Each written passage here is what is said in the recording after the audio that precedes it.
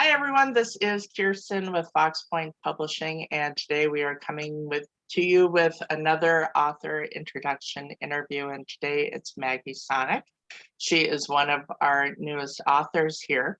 And as you know, much like with everyone else, they've picked out the questions so they already know the answers. So we are just going to jump in right now.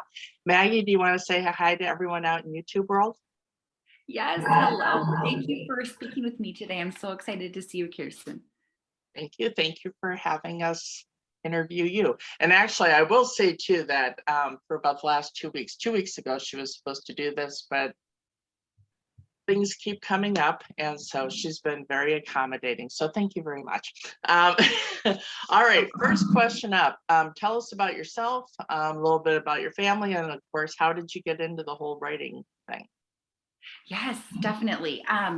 We live in southern Minnesota. We have 3 kids and 3 pets, so it's a little bit of a busy household. But despite that, I really kind of made time to write, especially this story.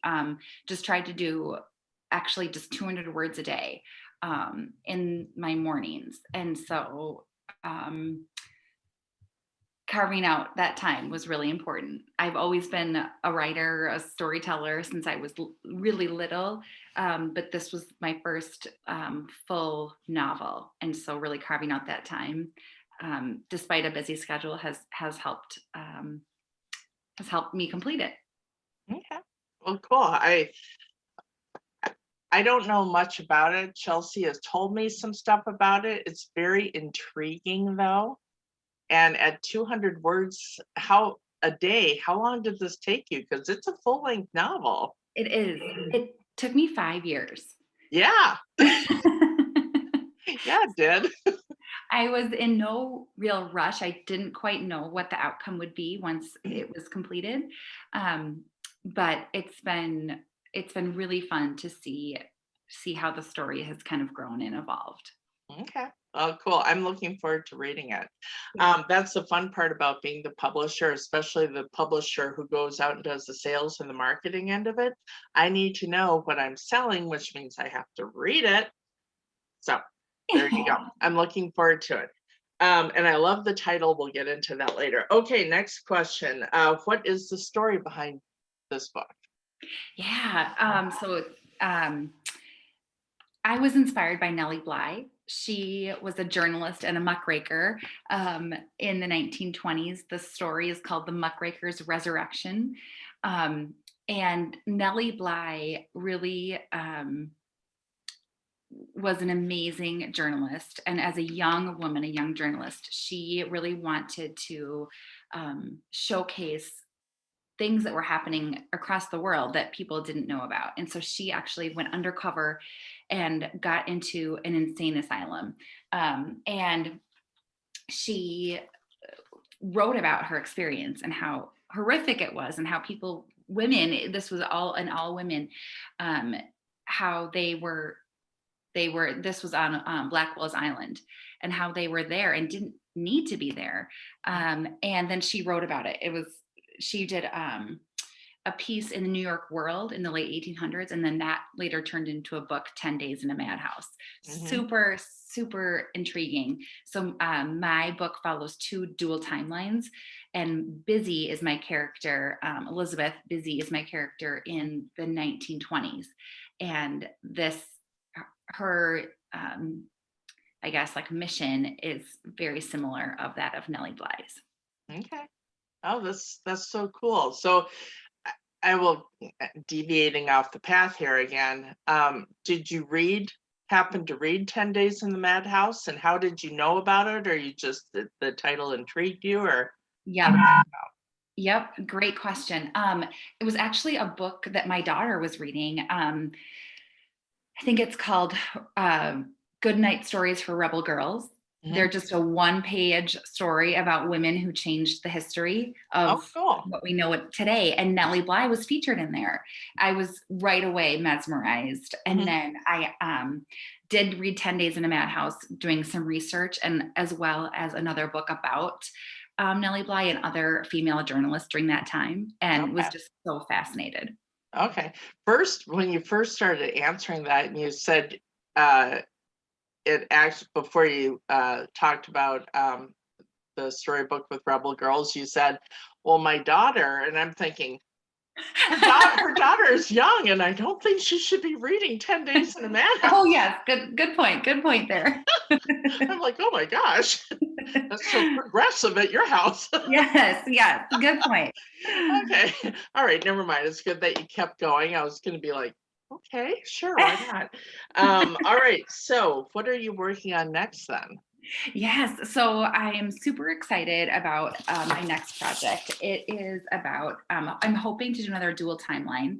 Hmm. This one, I love the Mississippi River. I think being a Minnesotan, that is special to a lot of us. But I Hmm. didn't realize that there was a huge city where St. Louis is now. It I'll read a line from a book I'm reading now about. It's now called Cahokia. At the city's apex in 1050, the population exploded to 30,000 people. It was the largest pre-Columbian city in what later became known as North America and bigger than Paris at the time. Oh, wow. And super, super fascinating just to read about this huge community and city that many of us, I don't think, know much about. Yeah. So really would love to dig and learn more about Cahokia and how a story could be found there. Okay. Cool.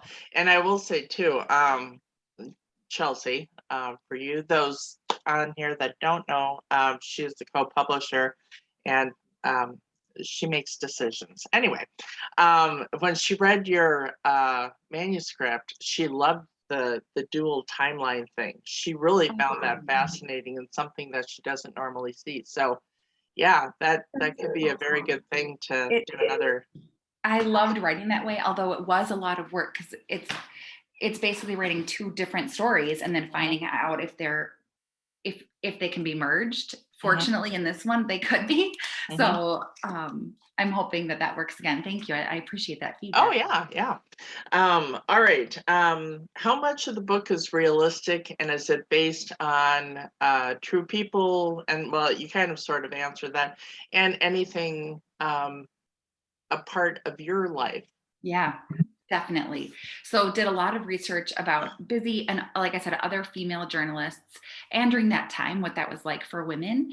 And then for the so it's a dual timeline for the other character. She is living in today, modern day, and kind of based her character off of um, a little bit of my own experience and then those of my coworkers when I worked in TV news. Mhm. This character, Sophie, has been a news producer, and um, she wants to be the one reporting the stories, not just producing them.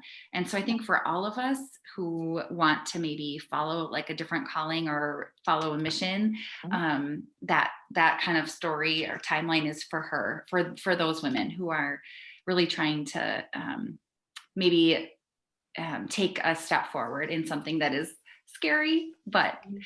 um, but worth the challenge. Okay, cool. All right, let's see. Outside of family, name one entity or person who or that has been supportive of your writing career. Yeah, I love this question. So I'm going to name two people. My sister-in-law Terry, who owns a bookstore called Swamp Fox. Mhm. So I love the Fox and Fox Point. And then Katie Roiger, who Uh-huh. is also publishing with you, Only the Brave. So excited to read her book. That she's been such a cheerleader for me, and really feeling so grateful that we were able to reconnect. We have a connection, but we were able through you guys. Mhm. Okay. So cheer each Well, other on, hopefully. here's one. How do people get a hold of you? Yes, yes. Right now, the best spot is my website, Mhm. Mill City Creative, mpls.com. Okay. And then on Facebook and Instagram as well. Um, Okay. can't wait to start sharing more about the book. Like, okay, so those are all the questions. And let's see, what time is your appointment at? It's at 2. Okay, we have to go. All right. Anything else you want to tell anyone out in the world? No, this is great. I'm so Okay. excited.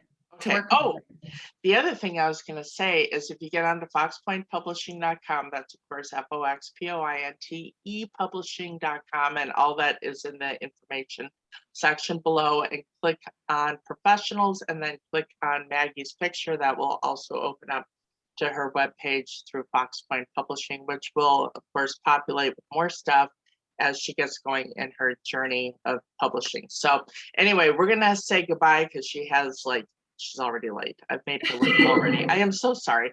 Okay, so thank you so much for joining us, Fox Point Publishing, and get onto her social media and you'll learn everything. It'll be great. I gotta go. She's gotta go. See you later. Bye. Thank you.